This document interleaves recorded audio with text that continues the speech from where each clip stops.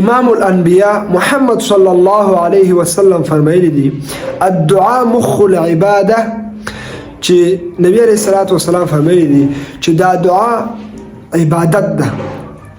د عبادت چې کوم مغز ده، اصل حقیقت د عبادت چې کوم ده، خالص د عبادت چې کوم ده، هغه دعا ده. یعنی دا دعا خپل عبادت ده. الدعاء هو العباده. دا دعا چې کومه ده چې موږ تاسو کوو د خپل عبادت ده. ځکه قرآن کې الله تعالی فرمایي ادعوني استجب لكم. الله تعالی فرمایي ادعوني، تاسو راوغواړئ ما استجب لكم، زه به تاسو دعاګانې قبول کړم. نو الله په خپله دا چې هغه تاسو ما دعاګانې وغواړئ، دا دعا په خپل حقیقي او خالص عبادت ده.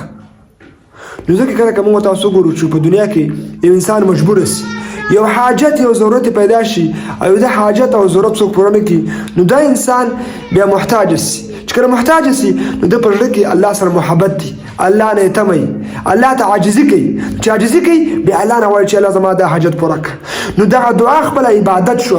چې کله دعا عبادت شو عزتمندو، نو موږ او تاسو پکار ده چې صرف او صرف الله نه وغواړو چې الله به زما او تاسو دعاګانې قبول کړي. او دعاګانې ټولې قبلېږي، بعد په دنیا کې قبلېږي. که په دنیا کې قبول نشي، الله په آخرت کې انسان ته عوض ورکوي، هلته قبلېږي. یا انسان بعضې ضررونه دفع کوي، نو دعا قبلېږي. خامخا الله د مؤمن دعا قبلوي، خاص کر د سپینګری دعا. ترمذی کې حدیث نبی علیہ السلام فرمایي چې سپینګری سره الله ته دعا کوي، الله تعالی سره پورته کوي، الله ته دعاګانې کوي. نو د سپینګری ګیر نه الله حیا کوي، څنګه د الله شان سره مناسب ده. نو موږ او تاسو زموږ په کار دي چې صرف او صرف الله نه دعاګانې وغواړو، خپل حاجتونه خپل ضرورت ټول الله ته پیش کړو. الله په دې خوشاله کیږي چې موږ الله نه دعا وغواړو. الله نه بغیر د بل چا دعا وغوښتل دا کفر ده او دا شرک ده او دا حرام ده. ځکه دعا عبادت شو.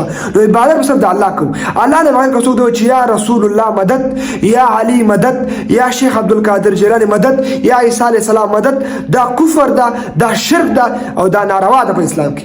الله نه بغیر بل چاته आवाज نه کوي. عزتمندو خپل حاجات خپل ضرورت ټول به یک یوازې الله ته پیش کړو. الله نه دعاګانې غواړو. الله هیڅکله د مؤمن دعاګانې نه رد کوي. الله دې موږ ته توفیق راکړي چې دعاګانې الله ته وکړو.